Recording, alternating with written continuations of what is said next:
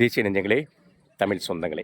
அதாவது ஒவ்வொரு பதிவுலயும் நான் ஒவ்வொரு மனிதனையும் மதித்து, அது மனிதநேயமிக்க ஒரு பதிவுகள கொண்டு போறேன்னா, ஏழை, எளிய, விளிம்பு நிலையில இருக்கக்கூடிய மக்கள நீங்க ஜாதிய பாகுபாடு, மத பாகுபாடு பார்க்கக்கூடாதுங்கிறத என்னுடைய ஒரு சிந்தனையா நான் வச்சிருக்கிறேன். ஏன்னா, நான் முன்னோர்களையும், பெரியோர்களையும், அரசியல்ல சித்தாந்தங்கள் தெளிவுள்ள ஒரு ஞானிகளையும், அறிஞர்களையும் நான் பின்பற்றுறேன். அதனால இந்த ஒரு பதிவ நான் சொல்லிட்டு தான் போறேன். அதாவது இத பதிவ நீங்க தவறா எடுத்துக்க கூடாது. ஏன்னா, ஒரு கவிதைய நான் படிச்சேன் இன்னைக்கு. அந்த கவிதையில என்ன சொல்றாருன்னா, "எவ்வளவு புழுக்கமானாலும் நீ பார்த்தீங்கன்னா, ஷூ அணிஞ்சுக்க. எவ்வளவு நேரமானாலும் சரி, நீ மேல தெரு வழியா போ. ஏன்னா, அங்க தான் செருப்பு போட்டேன்னு சொல்லி உங்க அப்பாவ கட்டி வச்சு அடிச்ச இடம் இருக்குது." அப்படின்னு ஒரு ஆத்மார்த்தமா ஒரு கவிஞர் ஒரு கவிதை எழுதி முடிச்சிருக்கார். இதுல எவ்வளவு பெரிய வன்மம், வலிகள் தெரியுமா?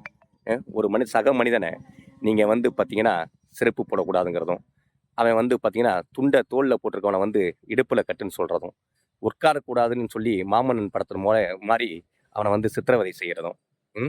நீங்க ஒண்ணே ஒண்ணு நினைச்சு பாருங்க. உங்களுடைய வயல்வெளிகள்ல அவன் இறங்கி விவசாயம் பண்ணி, வெள்ளாமை பண்ணி, அறுவடை பண்ணி வரக்கூடிய நெற்மணிகள நீங்க பொக்கிஷமா பாதுகாக்கிறீங்க.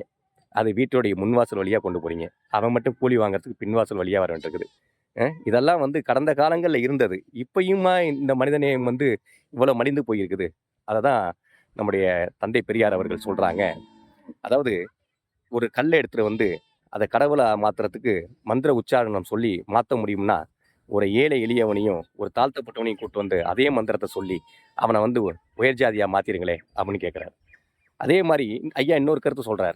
அதாவது அனைத்து ஜாதியினரும் அர்ச்சகராகலான்னு ஒரு சட்டம் கொண்டு வந்தீங்க. அதே மாரி நீங்க அர்ச்சகரா மாத்திட்டீங்கன்னா, கருவறைக்குள்ள இருக்கக்கூடிய ஒரு சமூகம் வெளியில நின்னுகிட்டு, அது கல்லு, கடவுள் இல்லன்னு சொல்லி நான் சொல்லக்கூடிய விஷயத்த அவங்க சொல்லுவாங்க அப்படின்னு பெரியார் சிரிச்சுக்கிட்டே சொல்றாரு. அது மட்டும் இல்லாம ஐயா ஒண்ணு சொல்றாருங்க. அதாவது ஒரு மனிதன் எப்படி வாழணும்னு சொல்றாருன்னா, மானமும் மரியாதையும் மனிதனுக்கு அழகுன்னு சொல்றாரு. மானம் எது தெரியுமா? தன்னிலை வ அதாவது வலுவாமல் வாழ்றது தான் மானம். இத தான் பார்த்தீங்கன்னா, நம்முடைய தமிழ் மன்னர்கள்லாம் சிறந்து ஒரு அறிஞர்களையும் சரி, அமைச்சர்களையும் பக்கத்துல அமர்த்தி கொண்டு நீதி வலுவாம வாழ்ந்தாங்க. அதே மாரி மரியாதை என்ன தெரியுங்களா? மரியாதைங்கிறது ஒரு வகையில ஒழுக்கம்ட்ட சம்மந்தப்பட்டது. அந்த ஒழுக்கம் எப்படி தெரியுங்களா? ஒரு மனிதன்ட்ட நம்ம என்ன எதிர்பார்க்கிறோமோ, அந்த மனிதனுக்கு நம்ம அத திருப்பி குடுத்தோம்னா, அதுதான் ஒழுக்கம். அப்படின்னு ஐயா தந்தை பெரியார் சொல்றாருங்க. இப்ப இதுல என்ன ஒரு மனிதனுக்குள்ள ஒரு வித்தியாசம்னு எனக்கு தெரியல. ஏன் மனிதனுக்குள்ள நம்ம இவ்வளவு ஏற்றத்தாழ்வுகள், வித்தியாசங்கள பார்க்கலாம்? ம். சாலையில போய்க்கிட்டு இருக்கிறாங்க. ஒரு விபத்து ஏற்படுது. விபத்து ஏற்பட்டோனே தொட்டு தூக்குறவன், இன்னைக்கு ஆம்புலன்ஸ்ல வேகமா வராரு ஒரு டிரைவரு. அவர் என்ன ஜாதின்னு கேட்டுட்டா, என்ன தொடங்குங்கன்னு அனுமதிக்கிறீங்க? ம். திடீர்னு டாக்டர் சொல்றாரு, "ஒரு ரத்தம் ஏத்தணும்" அப்படிங்கிறாரு. உடனே என் ஜாதி ரத்தத்த மட்டும் ஏத்துன்னா சொல்றீங்க. அங்கெல்லாம் எப்படி ஜாதி பார்க்காத நீங்க, அதே நேரத்துல இரவு நேரங்கள்ல திருநங்கைகள் சாலை ஓரங்கள்ல, நெடுஞ்சாலைகள்ல நிக்கிறாங்க. ம். ஜாதி பார்த்தா போறீங்க. உங்க இச்சைகள் எல்லாம் கழிச்சுக்கிறதுக்கு.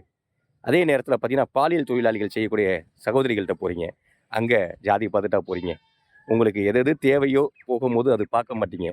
ஏன்னா, அவங்களுக்கு எது தேவையோ கரெக்ட்டா அத பார்த்து அவங்கள விலக்கி வைப்பீங்க. நல்ல ஒரு சிந்தனை கொள்கைகளோட போயிட்டு இருக்கிறீங்க. இன்னைக்கு சேக்குவாரா அவங்கள மாரி தத்துவார்த்தமான வாழ்ந்த மனிதர்கள படியுங்க. அந்த மனிதர் என்ன தெரியுமா சொல்றாருங்க?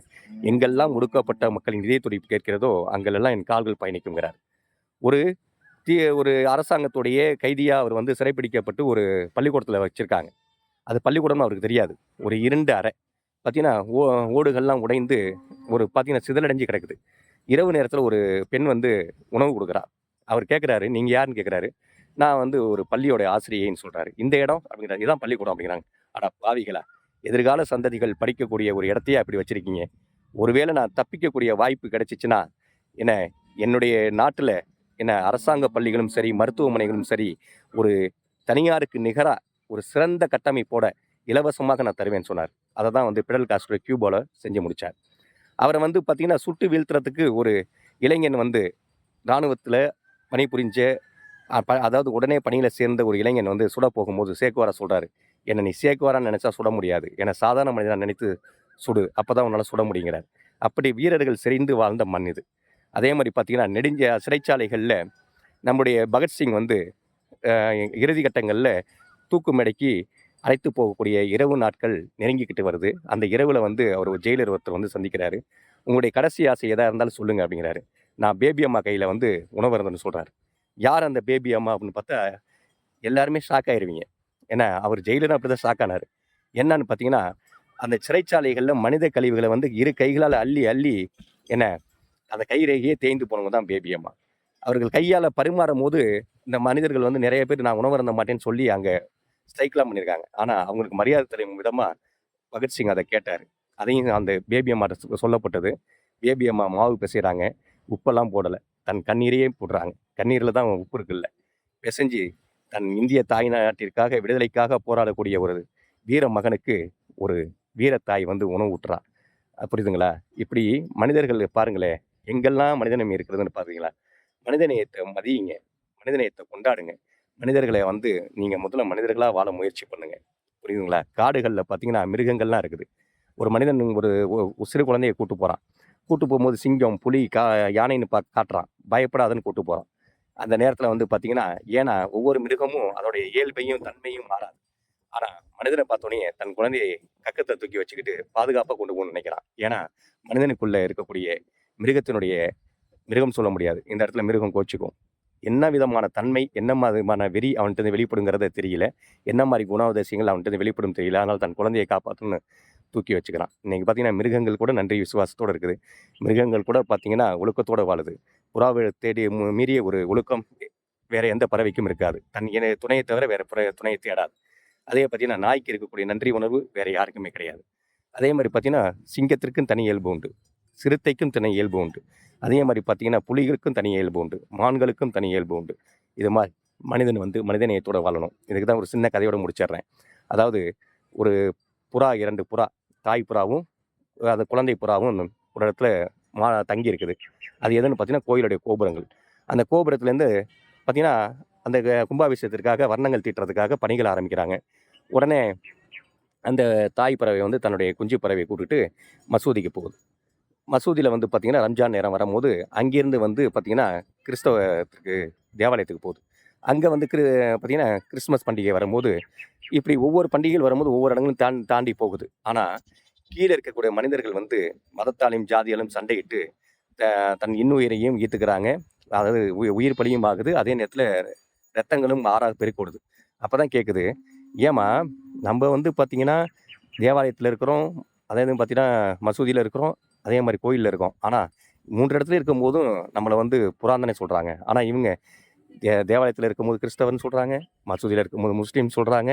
அதே மாரி பார்த்தீங்கன்னா, கோயில்ல இருக்கும்போது இந்துக்கள்ன்னு சொல்றாங்க." அப்படின்னு சொல்றாங்க. இதுக்காக மதம்னு சொல்லி வேற அடிச்சுக்கிறாங்களேம்மா அப்படின்னு கேட்கும்போது தான் சொல்லுது, "நம்ப புறாவாவே இருப்பதனால தான் நம்ம மேல் நோக்கி பறந்துகிட்டு இருக்கிறோம். மனிதன் வந்து எண்ணங்கள்ல வந்து ஜாதியையும், மதத்தையும், இனத்தையும் சொல்லி துவேஷம் பண்ணிட்டு இருக்கனால தான் இங்க அடிச்சுக்கிட்டு இறந்து கிடக்குறான்." அப்படின்னு சொல்லி அந்த புறா வந்து தன் குழந்தைக்கு வந்து அறிவுரை கூறுது. நன்றியோட வாழுங்க. மனிதநேயத்தோட வாழுங்க. மனிதனை மதித்து வாழுங்க. இல்லாதவனுக்கு நீங்க குடுத்துட்டீங்கன்னா, நீங்க தான் அவனுக்கு இறைவன் ஆவீங்க. புரியுதுங்களா? அதை புரிஞ்சுக்கங்க. ம். அதாவது சேக்குவாரா கடைசியா சொல்லுவாருங்க. அதாவது அவருக்கு கிடைச்ச உணவ பகிர்ந்து குடுத்தாங்க. நல்ல மனிதர்ன்னு சொன்னாங்க. அவனுக்கு ஏன் உணவு கிடைக்கலன்னு கேட்டாராம். உடனே அவன கம்யூனிஸ்ட்ன்னு சொல்ட்டாங்களாம். கம்யூனிஸ்ட்ங்கிறது ஒரு சித்தாந்தம் சார். கம்யூனிஸ்ட்ங்கிறது வாழ்ந்து பார்க்கணும். அததான் வந்து வெங்கடேசன் சொல்லுவாரு. "பசித்த வயிறு இருக்கும் வரை, என்ன கனவு காணும் இதயம் இருக்கும் வரை, வாழ்க்கைய பற்றிய தேடல் இருக்கும் வரை, கம்யூனிசம்ங்கிறது இருக்கும்." அப்படிங்குவாரு. கம்யூனிசம்ங்கிறது ஒரு சித்தாந்தம். அத வாழ்ந்து பார்க்குறவங்களுக்கு தான் தெரியும். அதுல எல்லாம் கட்ட பஞ்சாயத்துலாம் ஒண்ணும் கிடையாதுங்க. அவன் நல்லபடியா சிறந்த இந்த மனிதனுக்கான சேவைகள தான் செஞ்சு, தன்னுடைய கையூட்டுகள பெற்று, நம்ம மக்களுக்காக சேவைகள் செஞ்சுகிட்டு இருக்கிறாங்க. கம்யூனிசம், காங்கிரஸ் இதெல்லாம் வந்து ஒரு சித்தாந்தம். இந்த சித்தாந்தத்துக்குள்ள வாழக்கூடியவங்க தகுதி வாய்ந்த மனிதர்களா வாழுங்க. மனித நேயத்தோட வாழுங்க. நன்றி, வணக்கம்.